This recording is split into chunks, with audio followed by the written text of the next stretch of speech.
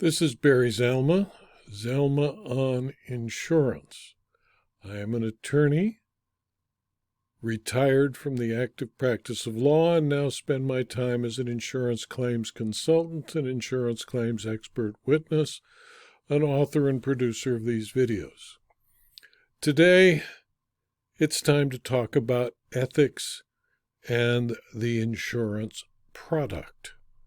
The basic insurance product, that which insurance companies sell to the public, is a promise that the insurer may never be called upon to fulfill.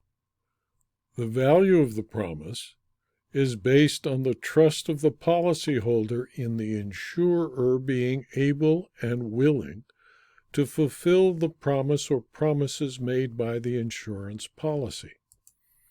Gallup polls since 1977 have consistently ranked insurance salespersons among the lowest in terms of perceived honesty and ethical standards. For example, in the November 1999 poll, insurance salespersons ranked third from last, just above telemarketers and car salesmen. Depending on circumstances faced by an insurance agent, an insurance broker, an insurance claims handler, or other insurance professionals, find that they look to different resources for guidance when faced with an ethical decision. Dealing with mistakes in an honest manner appears to be more related to personal values, which could be assessed by insurers during the selection and hiring process. The results of various surveys do not support the effectiveness of a number of common prescriptive actions to improve ethical behavior in the insurance industry. One of the most common prescriptions is ethics training, forcing people to listen to lectures like this one.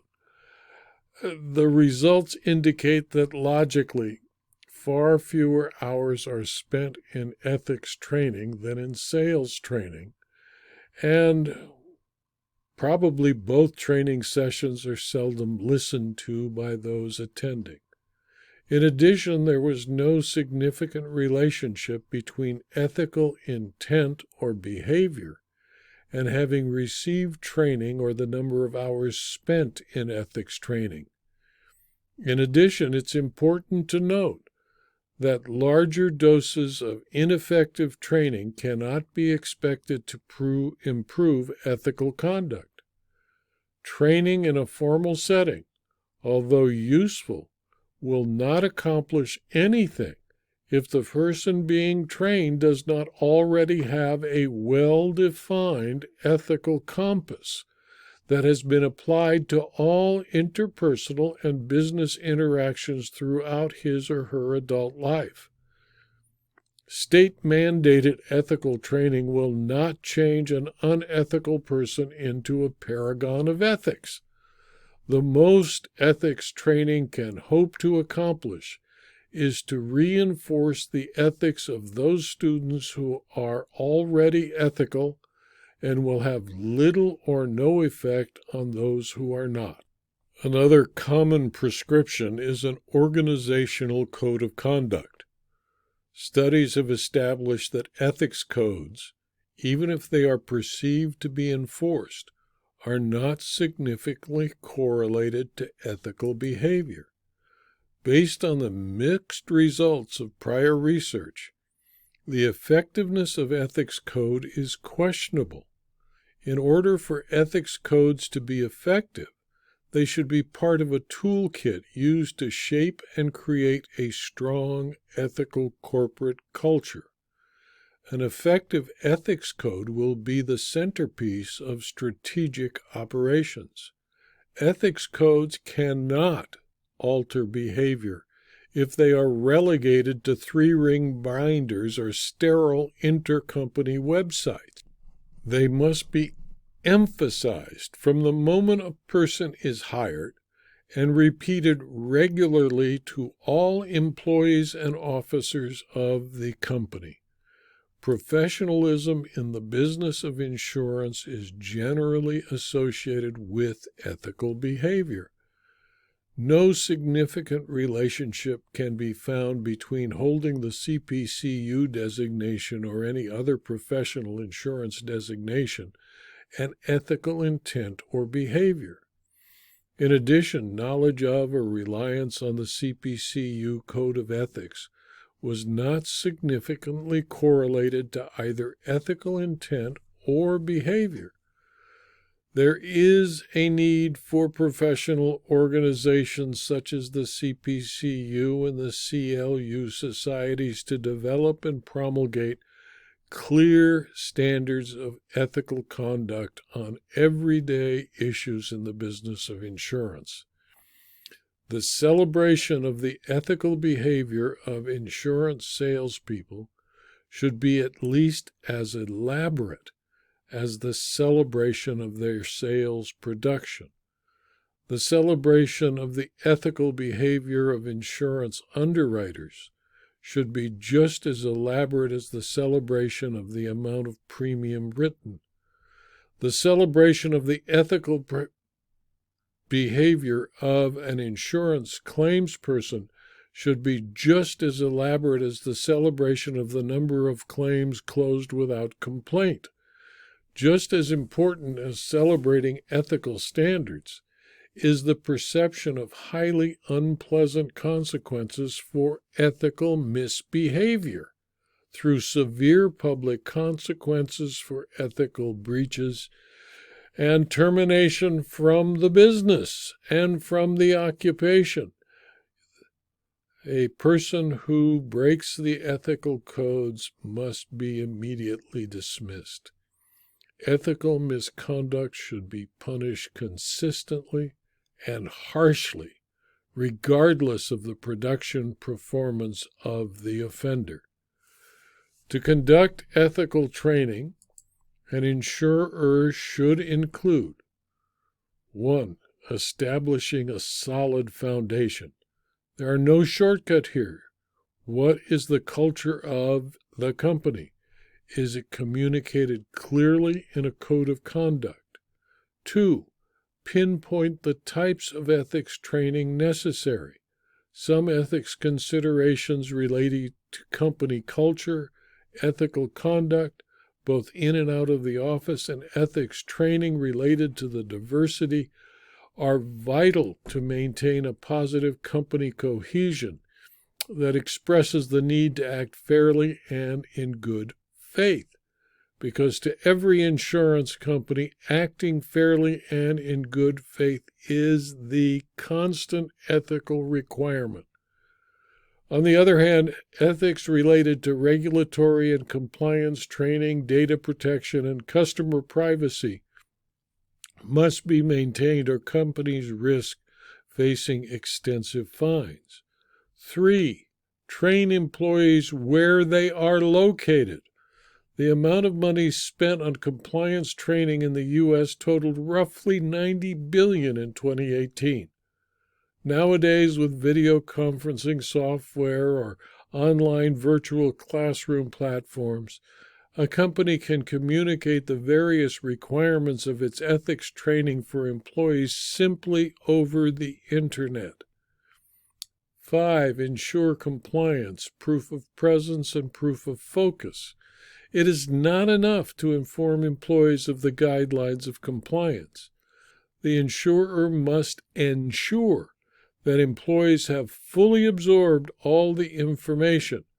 When moderating a remote session, it can be difficult understanding how focused your participants are.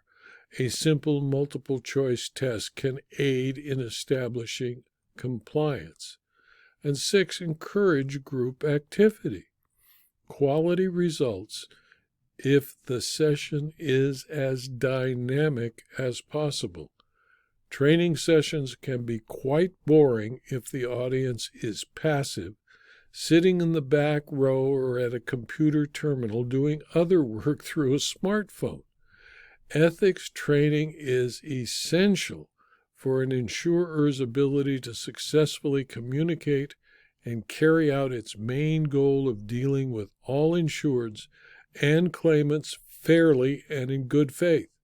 Effective ethics training for employees ensures that the insurer is situated for success and that individuals within the company will stay committed to their tasks at hand and treat every insured and claimant fairly, ethically, and in good faith.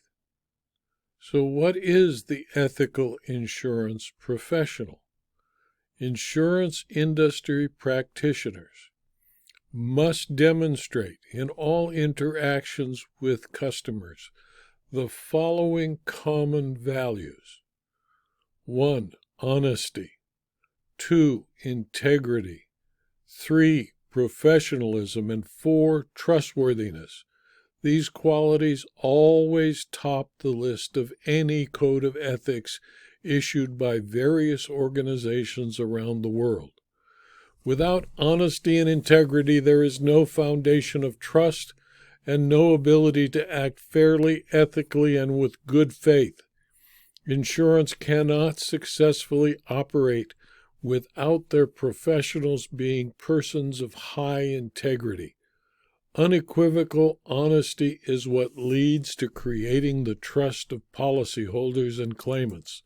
Policyholders must never knowingly be provided with information that is false or misleading. Insurance professionals must not engage in misrepresentation, as slight as that might actually be, or if it seems irrelevant to the insurance professional. Fraud and or deceit cannot be tolerated. A fraudulent act should lead to criminal charges and at least dismissal. If in any situation people want to be treated equitably and with respect. This is even truer when we consider insurance transactions.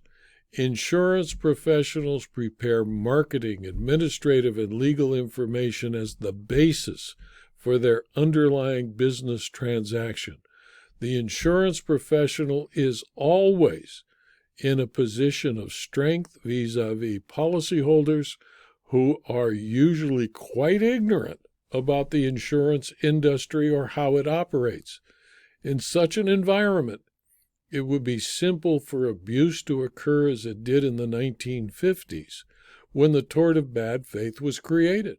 Similarly, when a claim occurs, policyholders must be treated with the same qualities of honesty and good faith and fair dealing as anyone would wish, following the golden rule, to be treated in the same condition, so that if you're presenting a claim, you want to be treated as well as you treat every insured who is presenting a claim. People are at their most vulnerable after an incident giving rise to a claim. When an insurer fails to treat a policyholder with fairness and respect at such a critical time, the conduct is particularly unwelcome and will invariably result in litigation. All insurance professionals must clearly understand their rights and obligations under insurance legislation, other relevant laws, and regulatory requirements. They should act in full compliance with those requirements. Seeking ways to avoid the impact of the application of law and regulation, for instance, is an indicator of an insurance professional not intent on complying with the spirit of the law or regulations, and willing to breach the covenant of good faith and fair dealing and the ethical obligation to treat the insured fairly and in good faith. Prompt and effective customer service to policyholders and other stakeholders is essential to the ethical insurance professional. Insurance is and always has been a service business. Good service must be offered at all times for the business to succeed. Insurance professionals dealing with the public are on the front line of providing good service. They are directly accountable to policyholders for this aspect of the policyholder's relationship with the insurer. The need for rapid and efficient servicing is most apparent when a legitimate claim is received. Only in a case where there is genuine fraud established by more than a preponderance of the evidence, where there is deception or negligence on the part of the policyholder, should this requirement go unfulfilled. And even in the case of fraud and deception, the insured is entitled to ethical and good faith conduct on the part of the insurer. This video was adapted from my book, Ethics for the Insurance Professional, 2nd edition, and is available from Amazon.com as both a Kindle book or a paperback, and can be discussed in greater detail by going to my website, zalma.com, and clicking on the link to the Insurance Claims Library. If you found this video to be useful to you or your colleagues, please refer them to the URL, and please subscribe to my blog so you can learn about future videos and future blog posts. Thank you for your attention.